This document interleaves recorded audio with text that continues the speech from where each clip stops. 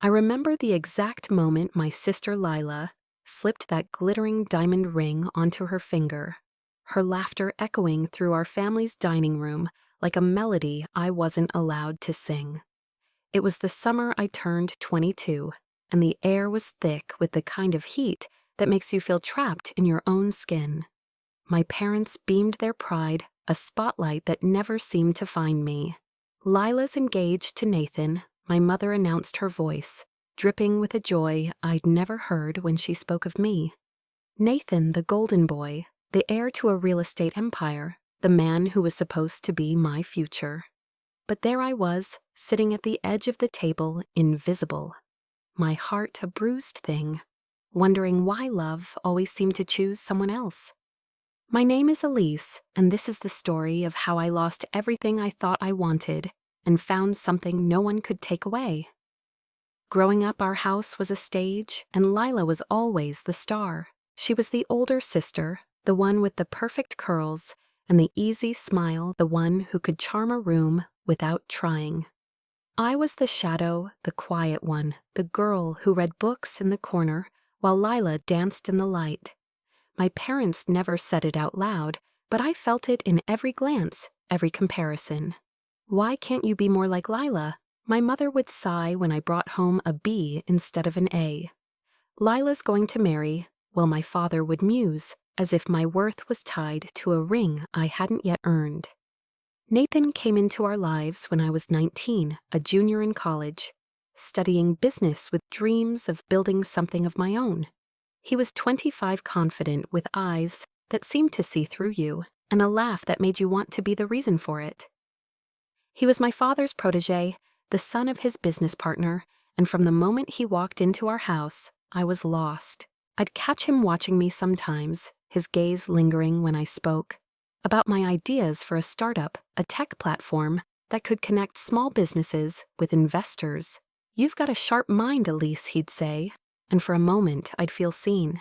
We'd talk for hours about ambition, about dreams, about the kind of life we wanted. I thought it was love. I thought it was mine. But Lila had a way of claiming things that weren't hers. She'd breeze into our conversations, her laughter louder, her stories brighter.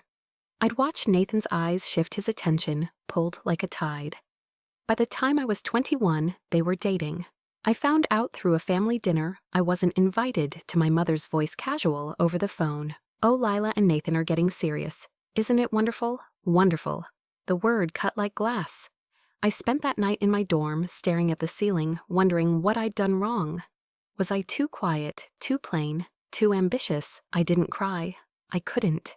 The pain was too deep for tears, a hollow ache that settled in my bones. The engagement announcement came a year later, that summer night when the world seemed to tilt against me. I'd just graduated my degree, a quiet victory no one in my family had celebrated. I'd been working on my startup idea in secret, pouring every spare hour into research coding pitching to anyone who'd listen. But that night, as Lila held up her hand to show off the ring, my dreams felt like dust. Nathan barely looked at me. My parents didn't notice the way my hands trembled as I pushed my plate away. "Elise, you'll find someone," my mother said later, her tone dismissive, as if my heart was a problem to be solved. "Not everyone's meant to shine like Lila." I left the house that night and walked until my legs burned, the city lights blurring into streaks of color. I ended up at the park where Nathan and I used to sit, talking about the future. I could still hear his voice, the way he'd said, "You're going to change the world, Elise." Had it all been a lie? Had I imagined the way he'd looked at me, the way his hand had brushed mine? I sat on a bench the night pressing in, and for the first time I let myself feel the weight of it. All the years of being second best, the sting of being overlooked, the betrayal of losing him to the one person who'd always had everything. I wanted to scream, to shatter the silence, but instead I whispered a promise to myself I would not let this break me. The months that followed were a fog. I moved into a tiny apartment, scraping by on freelance coding jobs while I worked on my platform. I called it ConnectSphere, a place where small businesses could pitch directly to investors, cutting through the gatekeepers who'd ignored me. Every line of code, every pitch deck, was a rebellion against the voice in my head that said I wasn't enough. But the loneliness was a constant companion. I'd see Lila's posts online, her perfect life, her perfect ring, her perfect fiancé, and the wound would reopen. My parents called sometimes, but their conversations were always about Lila's wedding plans. Her dress, her future. "When are you going to settle down, Elise?" my mother would ask, as if my dreams were a phase I'd outgrow. I stopped going home for holidays. It was easier to stay away than to face the pity in their eyes, the unspoken belief that I'd never measure up. I'd lie awake at night, replaying every moment with Nathan, searching for the moment I'd lost him. Had I been too forward, too shy? Had I loved him too much or not enough? The questions were a torment, but they fueled me too. I poured my pain into ConnectSphere, working until my eyes burned, until my fingers ached. I didn't know if it would work, but it was the only thing keeping me afloat. Then I met Clara. She was a barista at the coffee shop where I'd camp out with my laptop, her smile warm in a way that felt like a lifeline. She was older, maybe 50, with gray streaks in her hair and a laugh that carried stories. One day when I was staring at a rejection email from an investor, she slid a coffee across the counter and said, "You look like you're carrying the world, kid. Want to tell me about it?" I don't know why I opened up. Maybe I was just tired of holding it all in, but I told her everything. The ring, the betrayal, the startup I was terrified would fail. She listened, her eyes steady, and when I finished, she said, "You're not invisible, Elise. You're just surrounded by people who don't know how to see." Clara became my anchor. She'd check on me, bring me coffee when I forgot to eat, share stories of her own struggles. A marriage that had crumbled, a daughter she hadn't spoken to in years. "Life's not about who gets the ring," she'd say. "It's about who builds something that lasts." Her words were a spark, a reminder that I wasn't done yet. I started pitching ConnectSphere with a new kind of fire, reaching out to local businesses, attending networking events, even cold emailing investors I had no business contacting. Most ignored me. Some laughed, but a few listened. One of those listeners was Priya, a venture capitalist who ran a small fund focused on women-led startups. I met her at a tech conference, my hands shaking as I pitched ConnectSphere in a crowded hallway.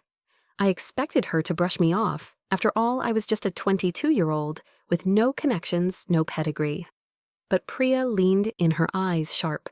"You're solving a real problem," she said. "Let's talk." That conversation changed everything. Priya didn't just offer funding. She offered mentorship, connections, belief. For the first time, I felt like someone saw me. Not Lila's sister, not Nathan's almost, but Elise, the woman who could build something extraordinary. With Priya's backing, ConnectSphere started to take shape.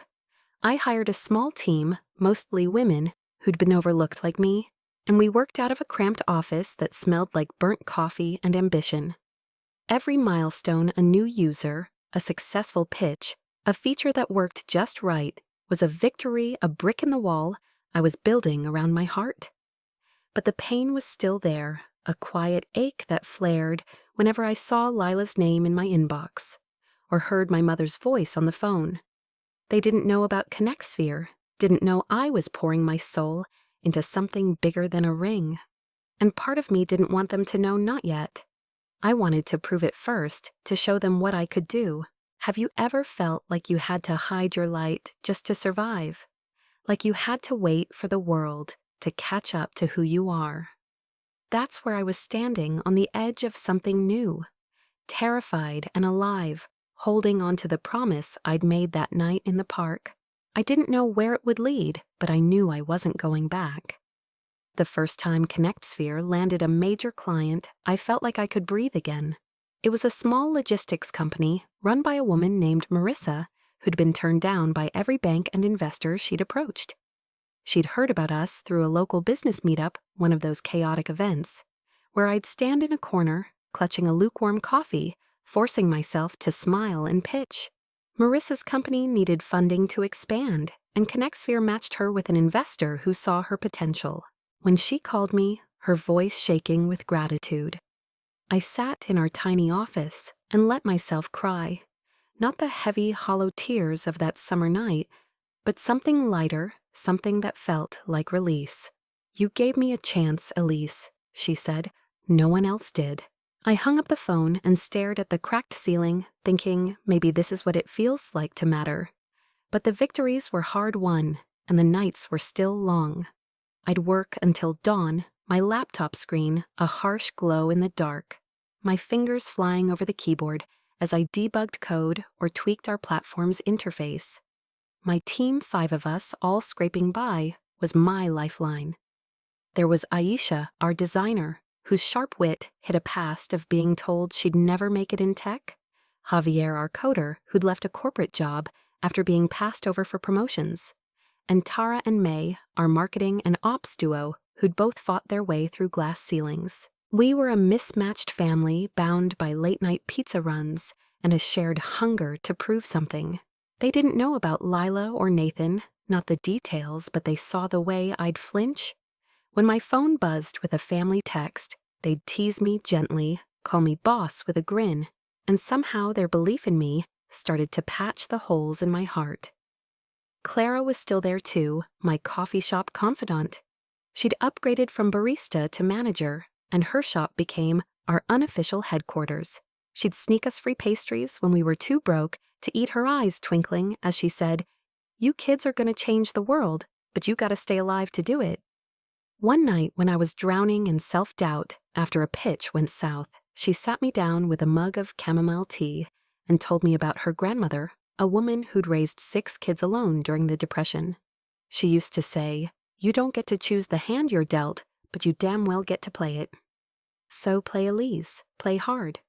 I went home that night and wrote a new pitch deck, one that wasn't just about numbers, but about stories like Marissa's, like mine. The momentum started to build. ConnectSphere wasn't just a platform anymore, it was a movement. Small businesses were signing up faster than we could keep up, and investors were taking notice. Priya, my mentor, was relentless, pushing me to think bigger, to pitch, to funds I'd never dreamed of approaching. "You're not just selling a product," she'd say. "You're selling a vision. Own it." I started speaking at conferences, my voice shaky at first, my hands gripping the podium like a lifeline. I'd look out at the sea of faces, mostly men, mostly older, and feel like an imposter. But then I'd think of Lila's ring, my parents' dismissal, Nathan's betrayal, and I'd find my fire. I'd tell them about the businesses we'd helped, the dreams we'd funded, the people who'd been invisible until ConnectSphere gave them a stage. And slowly the rooms started to listen. But the past was never far behind. Lila's wedding was approaching, a glittering spectacle my parents couldn't stop talking about. They'd call their voices bright with details, caterers, flowers. A venue that screamed money. "You're coming, right, Elise?" My mother would ask, her tone implying it wasn't really a question. I'd mumble something vague, my stomach twisting. I hadn't seen Lila or Nathan since the engagement dinner hadn't been home in over a year. The thought of standing in a room full of people, celebrating their love, felt like walking into a fire. But there was another part of me, small but stubborn, that wanted to go, not to beg for their approval, but to show them I wasn't broken. Clara was the one who convinced me. "You don't have to forgive them," she said, wiping down the coffee counter, as I sat there staring at the save-the-date card Lila had sent. "But you do have to face them. Not for them, for you." She was right, but the idea terrified me. I'd spent so long building this new version of myself, brick by brick, code by code. What if seeing them tore it all down? What if Nathan looked at me with pity, or worse, with nothing at all? I pushed the card into a drawer and told myself I'd decide later. But the truth was, I was already imagining it. The dress I'd wear, the way I'd hold my head high, the words I'd say if anyone asked what I'd been up to. I wanted them to see me, really see me for the first time. Meanwhile, ConnectSphere was hitting milestones we hadn't dared dream of. We secured a second round of funding, enough to move into a real office with windows that actually opened. A tech blog ran a feature on us, calling me the underdog shaking up the startup world. I read the article in disbelief, my hands trembling as I scrolled through comments from strangers who called me inspiring, tenacious, a force. Aisha printed it out and taped it to our office wall, scrawling badass across the top in red marker. For the first time, I started to believe I wasn't just surviving, I was winning. But winning didn't erase the ache. I'd see couples holding hands on the street and feel a pang, a reminder of what I'd lost. I'd wonder if Nathan ever thought of me, if he remembered the nights we'd talked about building something together. I didn't want him back, not really, but I wanted to know if he'd seen what he'd thrown away. I wanted to know if he regretted it. The wedding loomed closer, and with it, the questions I couldn't outrun. Would I go? Could I face them? And if I did, who would I be? When I walked through that door, one night after a long day of meetings, I found myself back at the park where I'd made my promise all those months ago. The air was cooler now, the city quieter. I sat on the same bench, tracing the cracks in the wood, and let myself feel it, all the anger, the hurt, the hope. I thought about Clara's grandmother, about Marissa, about the team who'd become my family. I thought about the girl I'd been, the one who'd sat here and whispered that she wouldn't break. She was still in me, but she was stronger now, sharper, unafraid. I pulled out my phone and texted Clara, "I'm going to the wedding." Her reply came instantly. "Damn right you are. Show them who you've become." The next morning, I walked into our office with a new kind of purpose. I told the team we were pitching to a major venture fund, one that could take ConnectSphere global. They stared at me wide-eyed, then erupted into cheers. "Let's do this," Boss Javier said. His grin infectious. We spent the next week preparing, every moment a reminder of how far we'd come. I bought a dress for the wedding, not the safe black one I'd first considered, but a deep emerald green that made me feel like I could conquer anything. I practiced my pitch in front of the mirror, not just for the investors, but for myself, for the moment I'd walk into that wedding and face the people who'd underestimated me. Have you ever had to step into a room that felt like a battlefield? A place where every glance, every word was a test of who you are. That's what I was walking toward, armed with nothing but the life I'd built, and the truth I'd learned I was enough. The morning of Lila's wedding, I stood in front of my mirror, the emerald dress hugging my frame like armor. I barely recognized the woman, staring back, her shoulders straight, her eyes sharp, her jaw set with a quiet defiance. I'd spent the night before rehearsing our pitch for the venture fund, my voice steady as I walked through slides that told the story of ConnectSphere's rise. But now the pitch was secondary. Today was about facing the past, about stepping into a room that had once made me feel small and proving I'd outgrown it. I slipped on a pair of heels, grabbed my clutch, and whispered to my reflection, "You've got this, Elise." For the first time, I believed it. The venue was a sprawling estate, all white marble and chandeliers, the kind of place that screamed wealth and expectation. As I pulled up, the valet took my beat-up sedan without a glance, and I felt a flicker of the old insecurity, the girl who didn't belong. But then I thought of Clara's words, of Marissa's gratitude, of the team who called me boss. I squared my shoulders and walked through the doors, the click of my heels, a steady rhythm against the polished floor. The air was thick with perfume and anticipation. Guests milling about in designer suits and dresses that cost more than my rent. I scanned the crowd, my heart pounding, but Lila and Nathan were nowhere in sight. Not yet. My parents spotted me first. My mother's eyes widened, her smile faltering as she took in my dress, my posture, the way I carried myself. "Elise," she said, her voice caught between surprise and something I couldn't name. "You look different." My father nodded, his usual gruffness softened, but he didn't say much. They didn't ask about my life, my work, my dreams. They never had. Instead, my mother launched into a monologue about the wedding's details, the florist's genius, the chef's credentials, as if I'd come to admire their production. I nodded, my smile tight, and excused myself to find a drink. I wasn't here for them. The ceremony was a blur of silk and vows, Lila radiant in a gown that caught the light like a halo. Nathan stood beside her. His smile practiced, his eyes fixed on her in a way that made my chest ache. I sat near the back, my hands clasped tightly in my lap, willing myself to feel nothing. But the memories came anyway, nights in the park, his laugh, the way he'd promised we'd build something together. I watched him slide a ring onto Lila's finger, and for a moment I was 20 again, invisible, unworthy. But then I caught my reflection in a nearby window, the emerald dress, a reminder of who I'd become. I wasn't that girl anymore. At the reception, I kept my distance, sipping champagne and making small talk with cousins I hadn't seen in years. They asked the usual questions: where I worked, if I was seeing anyone. And I answered vaguely, not ready to share Connect Sphere with people who'd never cared to ask before. But then I heard my name, sharp and familiar, cutting through the hum of the crowd.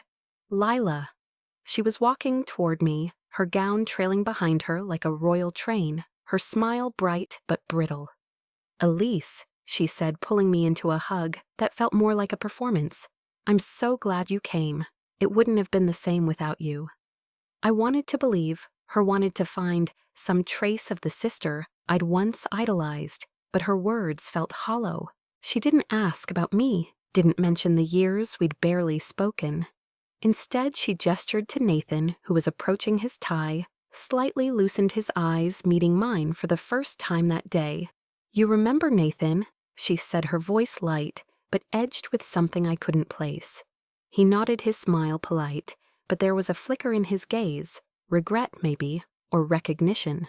"Good to see you, Elise," he said, and the sound of my name in his voice was a knife. I don't know what possessed me, but I didn't shrink. I held his gaze, my voice steady. "Congratulations," I said, then turned to Lila. "You look beautiful. I'm happy for you."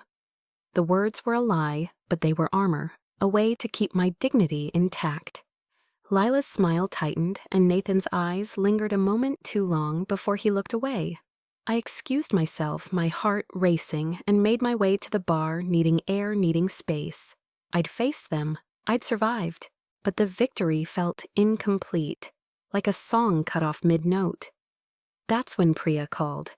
I'd almost forgotten about the pitch scheduled for the day after the wedding, but her voice was urgent, excited. "Elise, we got a meeting with Horizon Ventures. Tomorrow noon. They want to hear from you personally." Horizon was the fund we'd been chasing, the one that could catapult ConnectSphere into the global market. I stood there, the music of the reception fading, and felt a surge of something fierce and alive. "I'll be there," I told her, my voice steady, despite the chaos in my chest. When I hung up, I realized I was smiling. A real smile, not the one I'd worn for the crowd. The rest of the night passed in a haze. I danced with a distant cousin, laughed at stories I didn't care about, and avoided Lila and Nathan. But I felt their presence, a weight I couldn't shake. As I left, my mother caught my arm, her eyes searching mine. "You're doing okay, aren't you?" she asked, and for a moment I thought she might actually care. But then she added, "You'll find your place, Elise. Just keep trying." I pulled away my smile, polite, and walked into the night, the stars above brighter than I remembered. The next day, I walked into Horizon Ventures' office, my emerald dress traded for a tailored blazer and slacks, my team at my side. The boardroom was all glass and steel, the kind of place that could swallow you whole, but I didn't falter. I told them about ConnectSphere, about Marissa, about the small businesses we'd empowered. I told them about the girl who'd been told she'd never shine, who'd built something anyway. When I finished, the room was silent, then erupted in questions not dismissive, but curious, engaged. The lead investor, a woman with steel gray hair, leaned forward and said, "You're not just selling a platform, Elise. You're selling a revolution. We got the funding. Not just enough to grow, but enough to dominate." When I told the team, Aisha screamed, Javier popped a bottle of cheap champagne, and Tara and May started planning a launch party.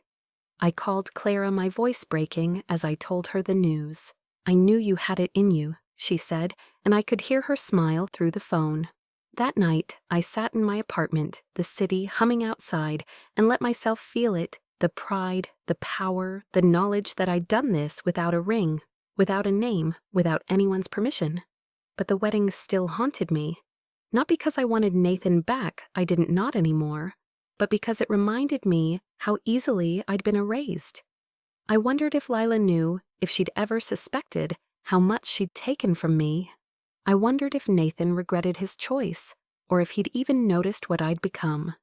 Those questions lingered, but they didn't define me anymore. I had ConnectSphere, my team, Clara, Priya. I had myself. And that was more than enough. The weeks after the Horizon Ventures deal felt like a dream I was afraid to wake from. ConnectSphere was no longer just a scrappy startup. It was a name people knew, a force that was changing lives. We moved into a sleek new office with floor-to-ceiling windows that let the city's light pour in a far cry from the cramped space where we'd started. My team grew new coders, new marketers, new dreamers who believed in what we were building. I'd walk through the office, hearing the hum of keyboards and laughter, and feel a warmth in my chest that I hadn't known was possible. This was mine. I'd built it from the ashes of a broken heart, from the nights I'd thought I'd never get up again. And yet, even in the glow of success, there was a shadow, a quiet ache that followed me. A reminder of the wedding, of Lila's smile, of Nathan's eyes meeting mine for that fleeting moment. I tried to push it down, to focus on the work. We were onboarding new clients daily, small businesses from every corner of the country, each with a story that felt like a mirror of my own people, who'd been told no, who'd been overlooked, who'd kept going anyway. I'd spend hours on calls with them, listening to their dreams, helping them craft pitches that would make investors sit up and listen. One client, a baker named Rosa, sent me a box of her lemon tarts after we helped her secure funding for a second shop. "You believed in me? Elise," she wrote in a note. "You made me believe in myself." I kept that note on my desk, a talisman against the days when doubt crept in. Priya was pushing me harder than ever. "You're not just a CEO." Now she'd say, her voice sharp but warm. "You're a leader. Act like it." She got me a speaking gig at a national tech summit, one of those events where the room is filled with people who can make or break you. I was terrified, my stomach twisting as I stepped onto the stage, the lights blinding the crowd, a sea of expectant faces. But I thought of Clara's grandmother, of Rosa's tarts, of the girl who'd sat in a park and promised not to break. I told the story of ConnectSphere, not just the numbers, but the heart of it, the why. I talked about the businesses we'd saved, the dreams we'd funded, the people who'd been invisible until we gave them a voice. When I finished, the applause was deafening, and for the first time I didn't feel like an imposter. I felt like I belonged. The summit changed everything.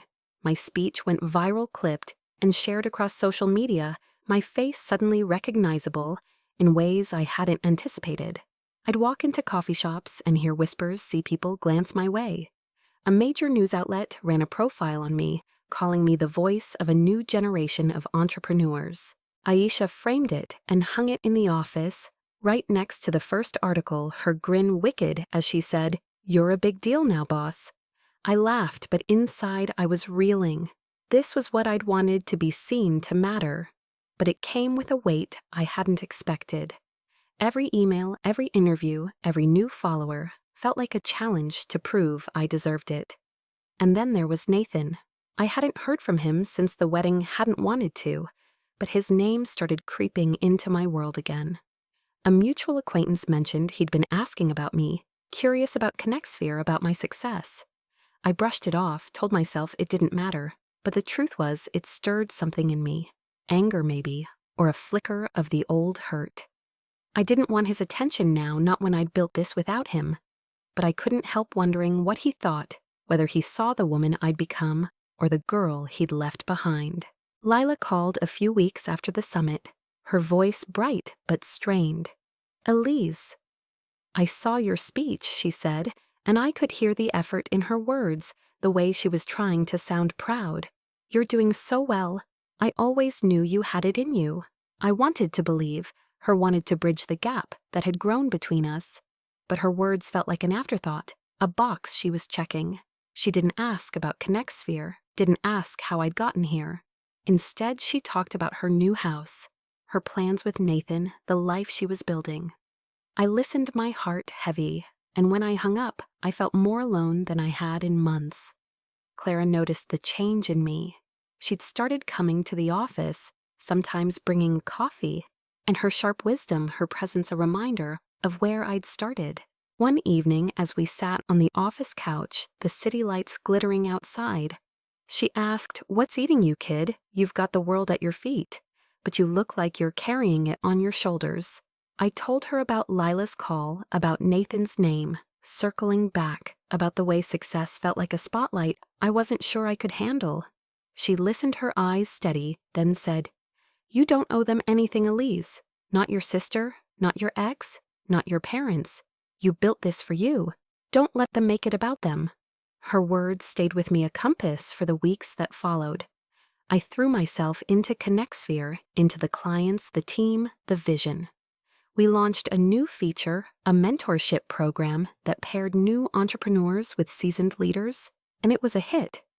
I started getting invites to speak at universities, to sit on panels, to share my story with people who looked at me like I was proof that dreams could come true. Each time I'd tell them about the nights I'd cried, the rejections I'd faced, the moments I'd almost given up. I'd tell them about Clara, about Priya, about the team who'd become my family. And I'd tell them about the promise I'd made to myself, the one that had carried me here. But the past wasn't done with me. One morning, as I was prepping for a panel at a local college, I got an email from Nathan. The subject line was simple: "Can we talk?" My heart stopped, my fingers hovering over the keyboard. I hadn't seen his name in my inbox in years, and now here it was, uninvited, pulling me back to a place I'd fought to leave. I didn't open it, not right away. I sat there staring at the screen, my mind racing. What could he possibly want? An apology? A congratulations? Or was he just curious, poking at the life I'd built to see if it was real? I showed the email to Clara later that day over coffee at her shop. She read it, her lips pursed, then slid my phone back to me. "You don't have to open it," she said, "but if you do, don't let it pull you under. You're not that girl anymore." I nodded, but the email was a weight in my pocket. A question I couldn't ignore. That night, alone in my apartment, I opened it. It was short, polite, almost formal. He said he'd been following ConnectSphere's success, that he was proud of me, that he'd like to meet for coffee to catch up. There was no mention of Lila, no hint of regret, but the words felt heavy, like they carried more than they said. I didn't reply. Not then. I wasn't sure what I wanted to say, or if I wanted to say anything at all. But the email shifted something in me, made me realize how much I'd been carrying, not just the pain of losing him, but the need to prove I was better off without him. I didn't need his pride, his coffee, his validation. I had my own. Have you ever had to decide whether to reopen a door you'd closed? To face someone who hurt you, not because you need them, but because you need to know you're stronger than the pain they left behind. That's where I was holding Nathan's email, like a challenge ready to write the next chapter of my story. About Priya, about the team who'd become my family.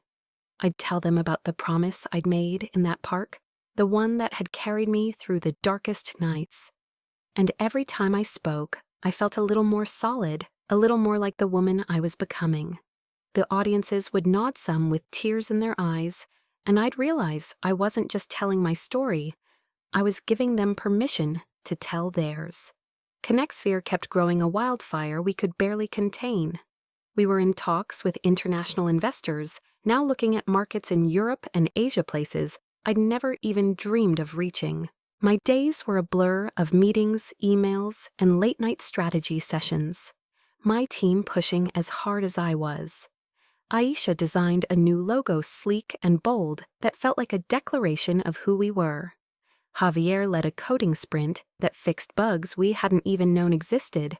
Tara and May pitched a marketing campaign that got us featured in a major business magazine, our faces plastered across a double-page spread. "We're not just a company," Tara said, holding up the magazine with a grin. "We're a damn legacy." I laughed, but her words hit deep. A legacy. Something that would outlast me, something that mattered.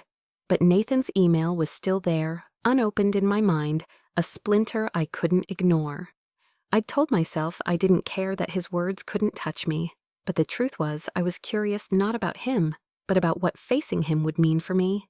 Clara's advice echoed, "Don't let it pull you under." So one evening, after a long day of calls, I sat at my desk, the office quiet, and typed a reply. It was short, professional, almost cold. "Thanks for reaching out. I'm busy with work, but I wish you well." I hit send before I could overthink it, then closed my laptop, my heart pounding. It wasn't closure, not exactly, but it was a choice to keep moving forward, to not let him derail me again. The response came the next day, quicker than I'd expected. He was polite, saying he understood, but he added, "I'd love to hear more about ConnectSphere sometime. It's incredible what you've done." The words were a spark, igniting a mix of pride and resentment. "Incredible," he said, as if he'd ever believed in me back then. I didn't reply, but I saved the email a reminder that his opinion didn't define me anymore. I showed it to Clara over coffee, and she snorted, stirring her latte with a smirk. "Boy's got nerve, I'll give him that. But you're bigger than his compliments, Elise. Always have been." Her words were a shield, and I carried them into the next phase of ConnectSphere's rise. We landed a partnership with a major tech accelerator, one that gave us access to resources we'd only dreamed of, mentors, funding a network that spanned continents. Priya called it a game changer, her eyes gleaming as she mapped out our next steps. "You're not just playing in the big leagues now," she said. "You're rewriting the rules." I nodded, but inside I felt the weight of it, the expectation, the responsibility, the fear that I'd falter and prove everyone wrong. But then I'd look at my team, at the clients we'd helped, at Rosa's note on my desk, and I'd remember why I was here. The invitations kept coming, keynotes, panels, even a TEDx talk. I said yes to everyone, not because I loved the spotlight, but because I knew what it meant to be heard. Each stage was a chance to tell the story of ConnectSphere, of the people we'd lifted up, of the girl who'd been told she'd never shine. I'd stand under the lights, my voice steady now, and talk about the rejections, the nights I'd coded through tears the moment I decided to fight for myself.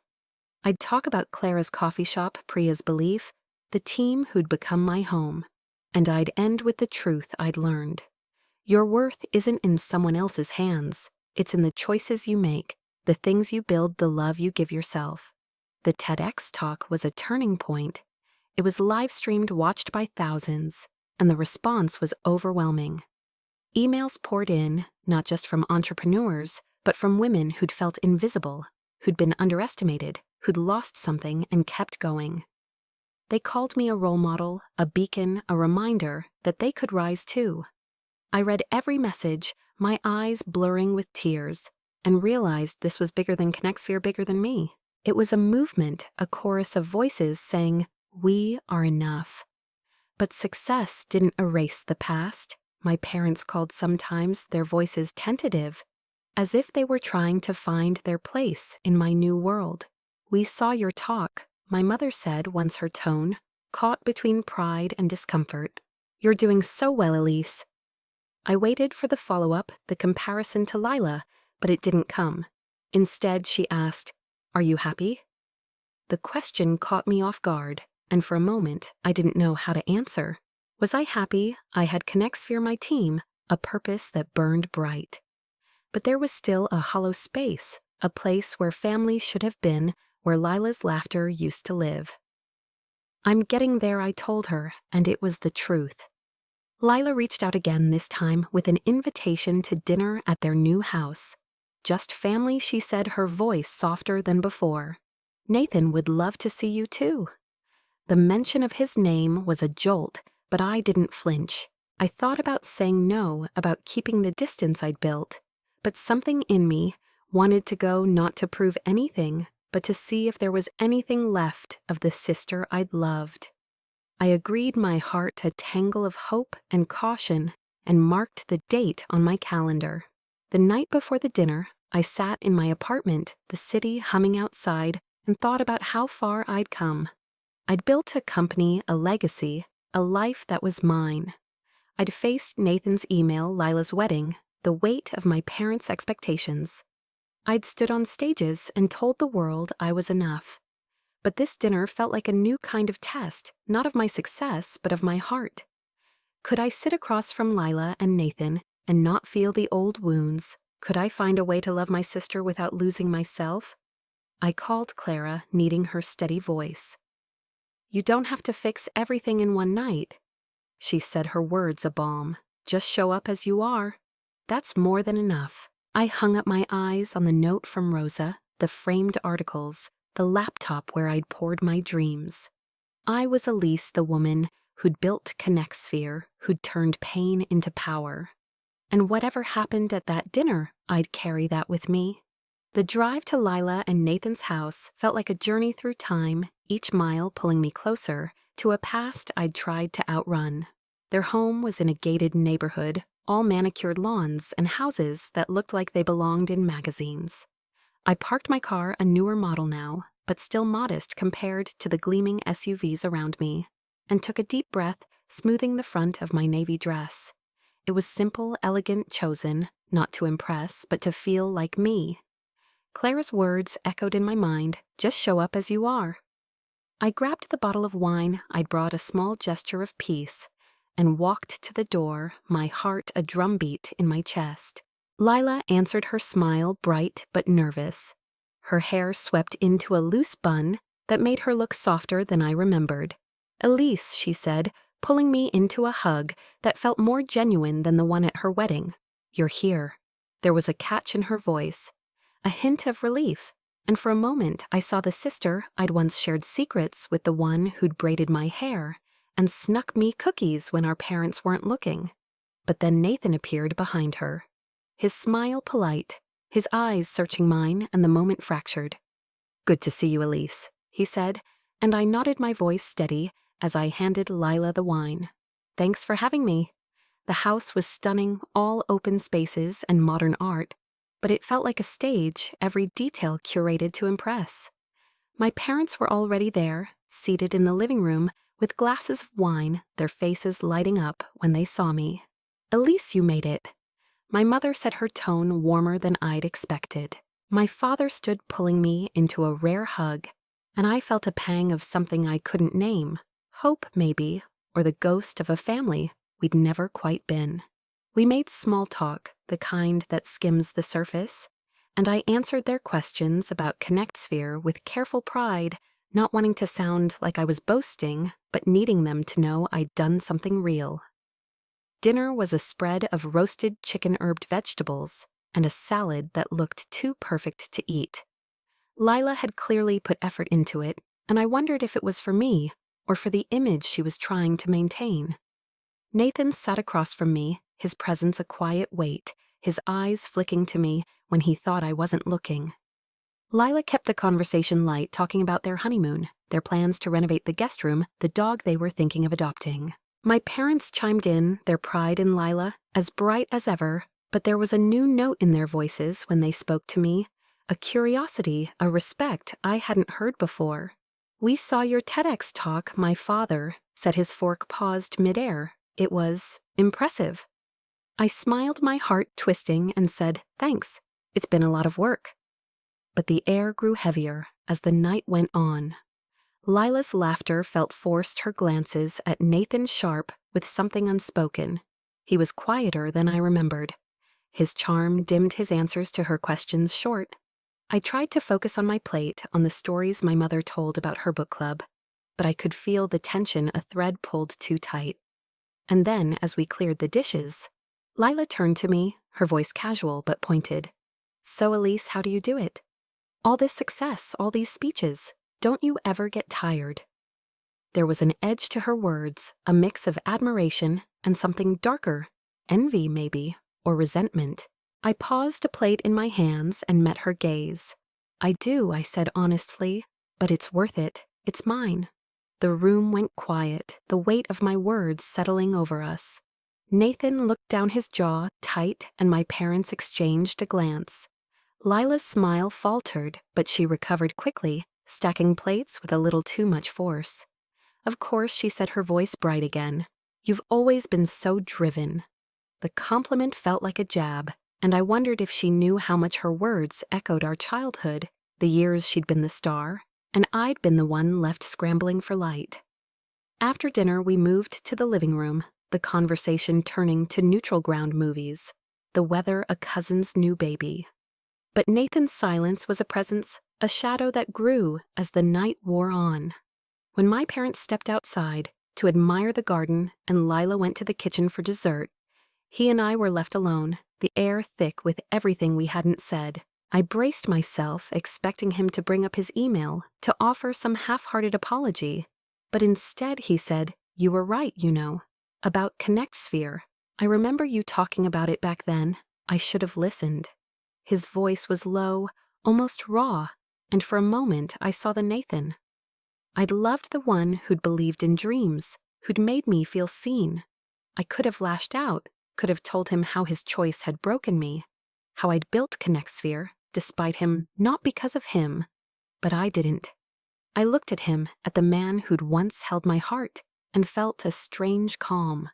"It's okay," I said, my voice steady. I listened to myself. That was enough.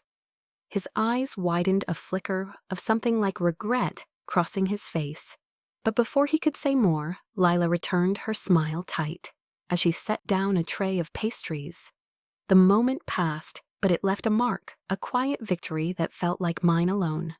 The rest of the night was a careful dance. I laughed at my father's jokes, complimented Lila's decorating, thanked Nathan for the wine. But inside I was untangling the threads of who we'd all become.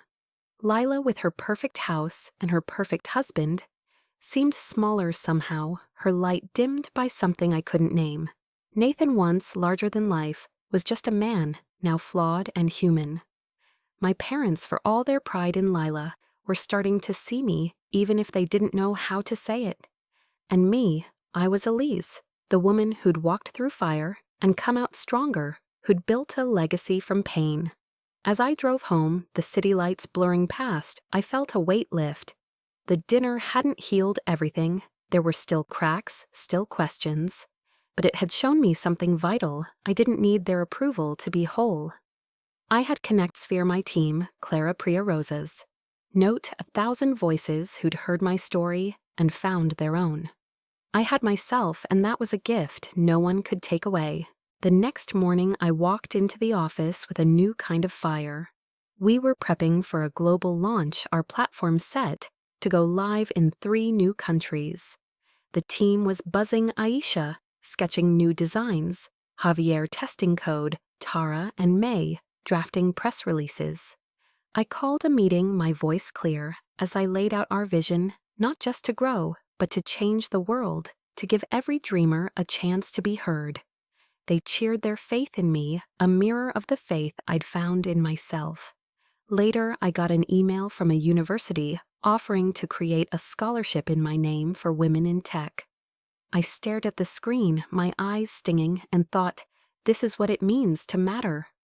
The global launch of ConnectSphere was like stepping into a storm we'd conjured ourselves. The office was a whirlwind of energy screens, glowing with data voices overlapping as we tracked user signups in London, Singapore, Berlin. I stood at the center of it, my heart racing, watching numbers climb, thousands of new businesses joining our platform, their dreams now part of the world we'd built. Aisha was glued to her monitor, tweaking the interface in real time. Javier muttered curses at a server glitch, then whooped when he fixed it. Tara and May fielded calls from international press, their voices sharp with excitement. I'd never felt so alive, so tethered to something bigger than myself. This was what I'd fought for, what I'd poured every sleepless night and shattered hope into. And yet, as the celebration peaked, a quiet part of me drifted back, To that dinner at Lila's, to Nathan's words, to the family I'd left behind. The launch was a triumph. Tech journals called it a game changer, and our social media feeds were flooded with stories from new users, artisans, coders, single mothers with startups, all finding their footing through ConnectSphere. A woman in Singapore, Lila, emailed me a photo of her new storefront funded through our platform. "You gave me a future," she wrote, and I pinned her message next to Rosa's note, a growing collection of lives we'd touched. Priya called her voice, crackling with pride. "You did it, Elise. You've rewritten the rules." I laughed, but inside, I felt the weight of it, not just the success, but the responsibility to keep going to prove this wasn't a fluke. The spotlight grew brighter. I was invited to a gala, one of those glittering events where the tech elite mingled with politicians and philanthropists. I wore a sapphire gown, my hair swept up, and walked into the ballroom feeling like I'd borrowed someone else's life. People knew my name, shook my hand, quoted my TEDx talk. A senator asked me to advise on a small business initiative. A nonprofit wanted me to join their board. I smiled, nodded, said the right things, but inside I was still the girl who'd coded in a coffee shop, who'd cried in a park, who'd been told she'd never shine. Clara's voice echoed, "You're bigger than their compliments." I held on to that, letting it ground me as the night spun on. But the past wasn't done with me. A week after the gala, I got a call from my mother, her voice hesitant. "Elise, we saw the news about your launch. It's incredible." There was a pause, then, "We're so proud of you." The words hit like a wave, warm but disorienting. Proud. I'd waited years to hear it, but now it felt like too little too late.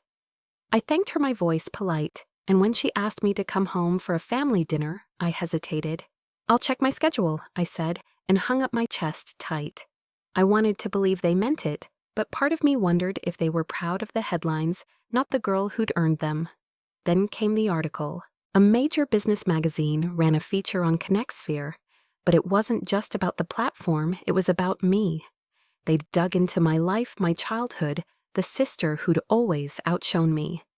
Elise, the underdog who built an empire.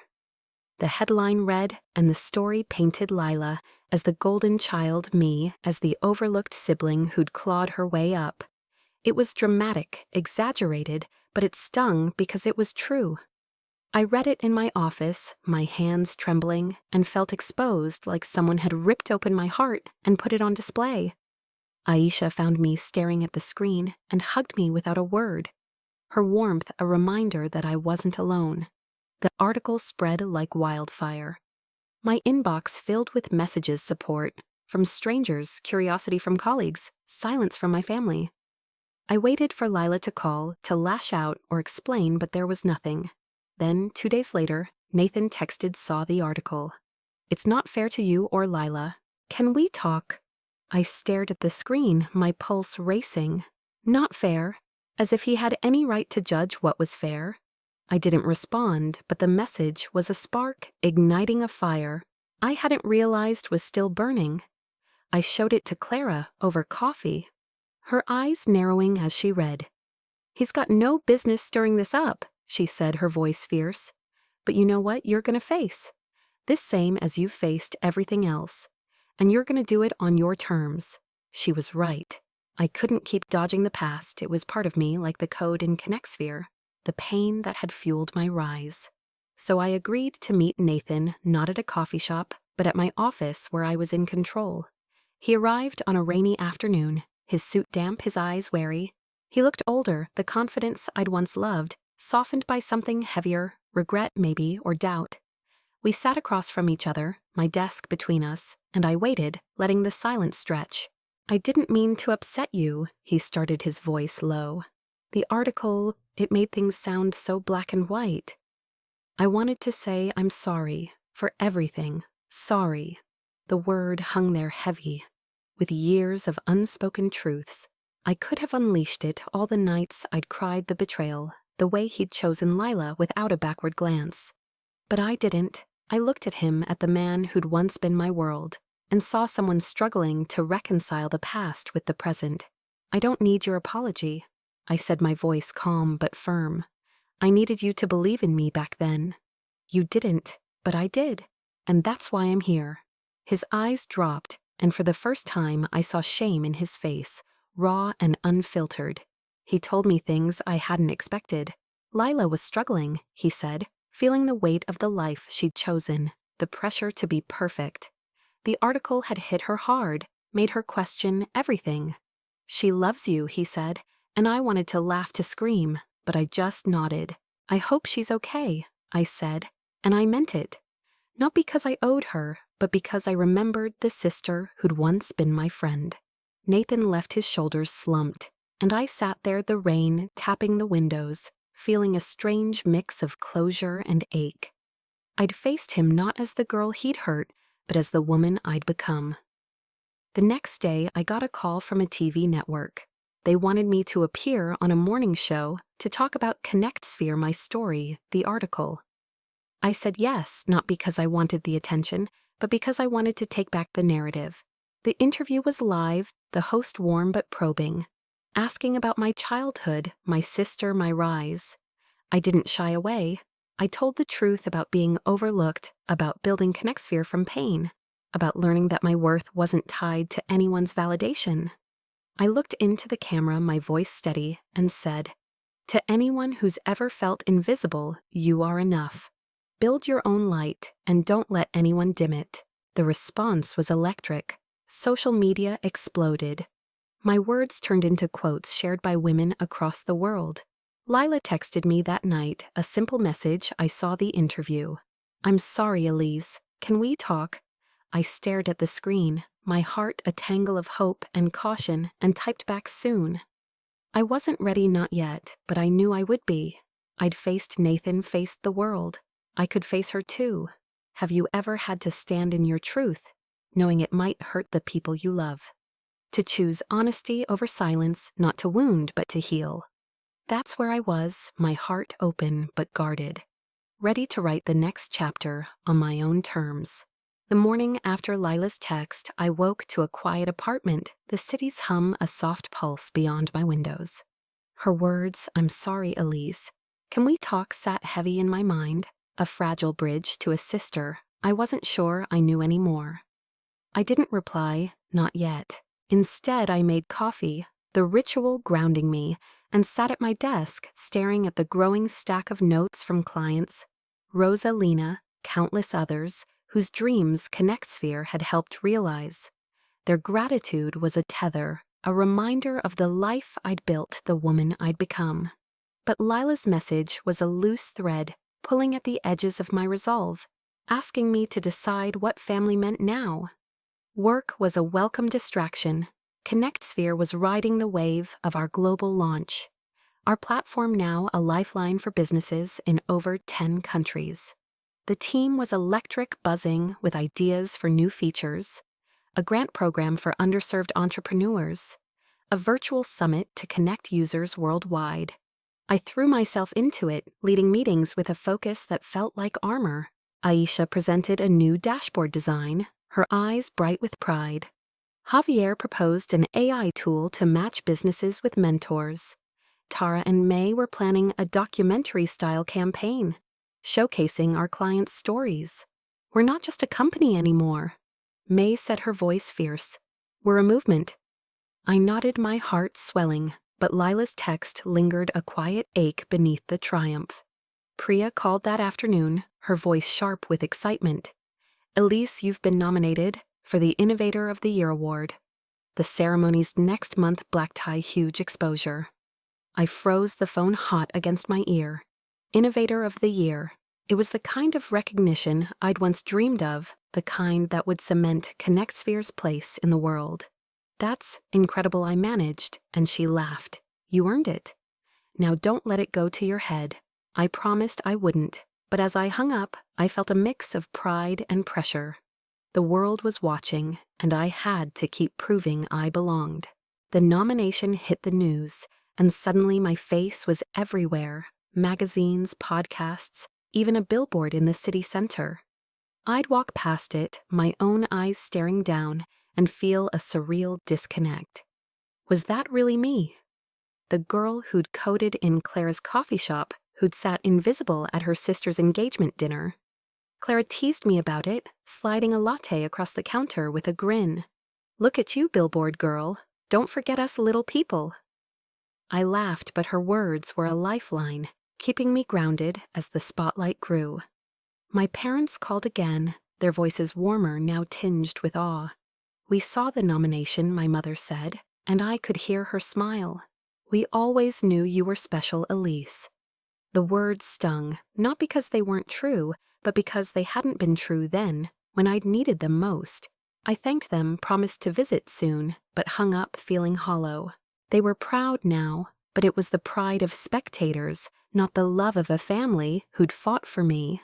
I wondered if they'd ever understand the cost of my rise, the nights I'd rebuilt myself from their dismissal. Lila's text was still unanswered, a weight I carried through the days. I wanted to talk to her, to hear her apology, to see if we could find the sisters we'd been before rings and rivalries. But I was afraid of her excuses, afraid of my own anger, afraid that forgiveness might mean losing the fire that had driven me. I showed the text to Clara, sitting in her shop as the evening crowd thinned. She read it, her eyes soft but steady. "You don't owe her a timeline," she said, setting down her rag. "But you owe yourself the truth. Figure out what you need from this Elise. Not her, not them, you." I knotted my throat tight and left with her words as my guide. The Innovator of the Year ceremony was a glittering affair, held in a grand hotel ballroom with chandeliers that sparkled like stars. I wore a crimson gown, bold and unapologetic, my hair loose in waves. My team was there. Aisha in a sparkling dress, Javier in a tux. He kept tugging at Tara and May, beaming like proud sisters. Priya sat beside me, her presence a quiet strength. The room was filled with tech giants, investors, visionaries, people who'd once seemed untouchable. Now I was one of them. When they called my name, the applause was a roar, but all I could hear was my own heartbeat. I walked to the stage, my heels steady, and accepted the award, a sleek crystal sculpture that felt heavy with meaning. The spotlight was blinding, but I found my voice thanking my team, Priya, Clara, the clients who'd trusted us. I spoke about the girl I'd been, the one who'd been told she'd never shine, and the woman I'd become who'd built a light no one could dim. "This isn't just my story," I said, my voice clear. "It's for everyone who's ever been underestimated, who's ever had to fight for their place. You are enough. Keep building." The room erupted, a standing ovation that shook me to my core. I saw Aisha wiping tears, Javier clapping like a kid, Priya nodding with fierce pride. But as I stepped off the stage, my eyes caught a familiar face in the crowd, Lila. She was there alone, her dress simple, her expression unreadable. My heart lurched, a mix of shock and something softer. She hadn't told me she was coming, hadn't reached out since her text. But here she was, watching me, claim a moment she'd once owned. After the ceremony, she found me in the crowd, her steps hesitant.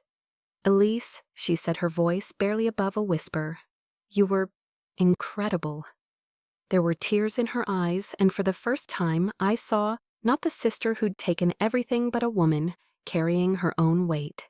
I didn't know what to say, so I just knotted my throat tight. "I'm sorry," she said, the words raw, unpolished. "For everything. For not seeing you, for taking so much." She paused, her hands twisting together. "I didn't know how to be your sister, but I want to try." The air between us was fragile, a thread stretched thin. I could have walked away, could have held onto the anger that had fueled me. But I saw the girl, she'd been the one who'd shared my secrets, and the woman she was now asking for a chance. "I don't know what that looks like," I said, my voice steady but soft. "But I'm willing to find out." She nodded, tears spilling, and we stood there, not hugging, not fixed, but open to something new. My parents were waiting nearby, their faces a mix of pride and shame. "We should have done better," my mother said, her voice breaking. "We didn't see you, Elise, not like we should have." My father nodded, his eyes downcast. I didn't absolve them, didn't say it was okay, But I said I'm here now. Let's start there.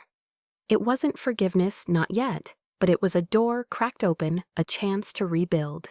As I left the gala, my team at my side, the award in my hands, I felt a quiet peace. I'd faced Lila, my parents, the world. I'd claimed my story not as a shadow, but as a light. And I knew whatever came next, I'd face it as Elise, the woman who'd built an empire, who'd found her heart, who'd chosen herself.